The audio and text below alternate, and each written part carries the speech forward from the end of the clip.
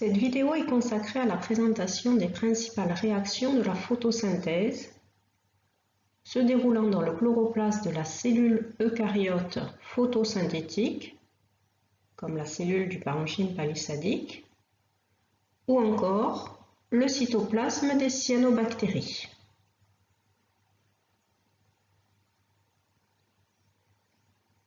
Commençons par le cas du chloroplaste.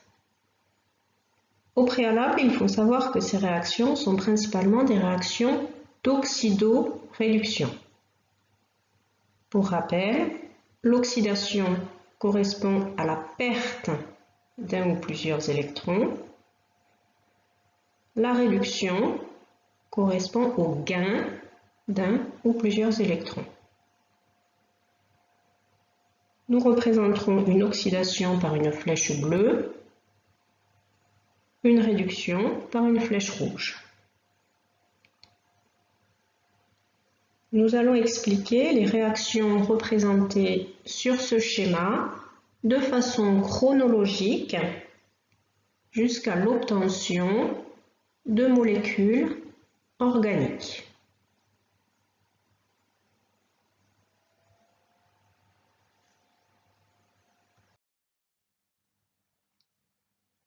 Les deux grandes étapes de la photosynthèse se réalisent au niveau du chloroplaste.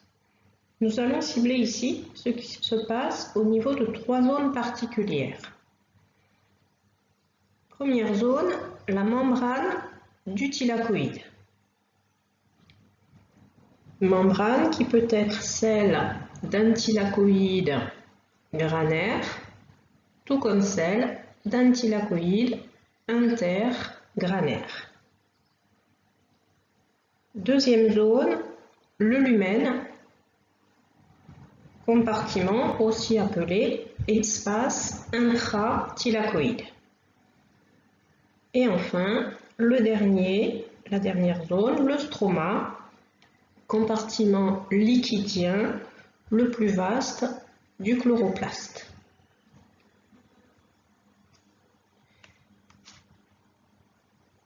L'H2O, c'est-à-dire l'eau, subit une oxydation pour donner l'O2, le dioxygène.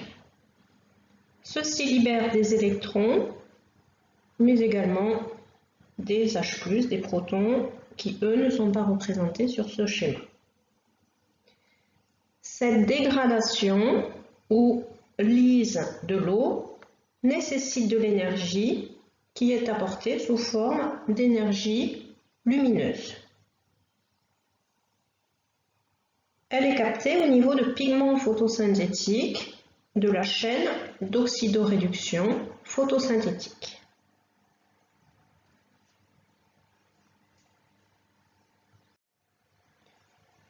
On parle de photolyse de l'eau, c'est-à-dire lyse, dégradation, permise grâce aux photons.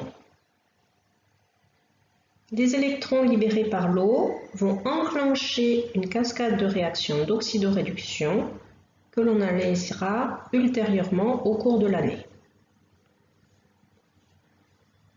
À la fin de cette cascade, l'accepteur d'électrons, qualifié d'accepteur final d'électrons, ici noté T, ou encore appelé transporteur oxydé ou TOX, capte les électrons libérés. Il passe alors à la forme TH2, transporteur réduit, qui est la forme à haut pouvoir énergétique.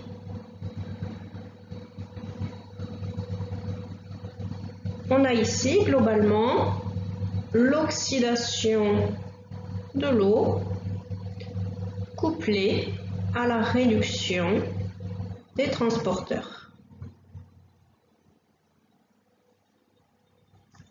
Au cours de ces réactions d'oxydoréduction, des flux de protons se déroulent du stroma vers le lumen. Ce flux de protons génère un gradient électrochimiques importants de part et d'autre de la membrane du thylakoïde. Ceci engendre une force protomotrice, c'est-à-dire que les protons ont tendance à sortir du lumen pour aller dans le stroma. La membrane des thylakoïdes étant imperméable aux protons, cette sortie ne peut se faire qu'au niveau des ATP synthétases.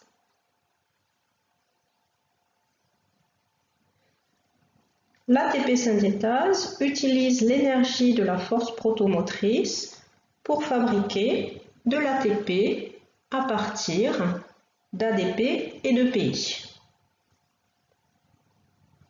Cette phosphorylation de l'ADP nécessite en effet de l'énergie. On retrouve ici de grandes analogies avec ce qui a été décrit au niveau des crêtes de la mitochondrie. L'ATP synthétase réalisant un couplage chimio-protonique.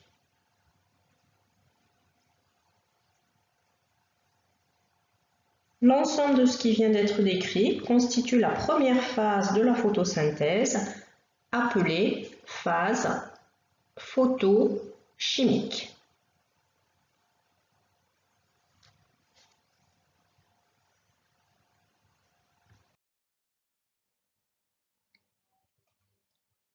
Les transporteurs réduits, TH2, et l'ATP ont un rôle de molécules intermédiaires à fort potentiel énergétique qui vont servir lors de la deuxième phase de la photosynthèse, appelée phase chimique, pour synthétiser des molécules organiques. Cette phase chimique se réalise sous forme d'un cycle, le cycle de Calvin. Lors de ce cycle, le CO2, le dioxyde de carbone, est assimilé. Son carbone est incorporé pour constituer le squelette carboné des molécules organiques. Le CO2 est réduit. Cette réduction est couplée à l'oxydation des transporteurs qui passent de la forme réduite, TH2, à la forme transporteur oxydé, T.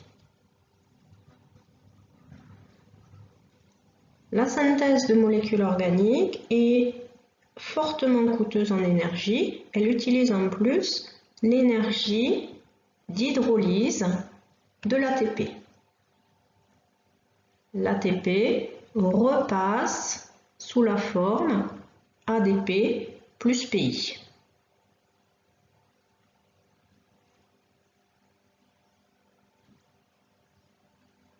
On a bien au final ici la visualisation des grandes caractéristiques de la photosynthèse, à savoir qu'à partir d'eau, H2O, de CO2 et d'énergie lumineuse, il y a rejet de dioxygène et synthèse de molécules organiques, comme par exemple du glucose.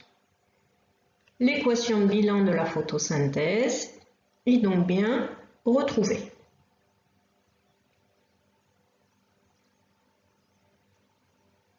Attention ici, l'ATP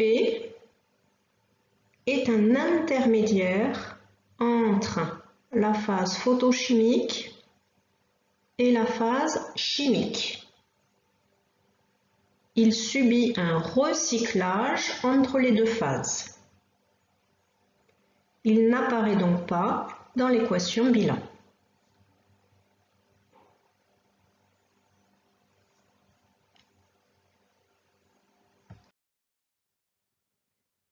Tout ce qui a été décrit pour la photosynthèse au niveau du chloroplaste se retrouve au niveau de la cellule cyanobactérienne. Il suffit juste de remplacer ici le stroma du chloroplaste par le hyaloplasme de la cyanobactérie.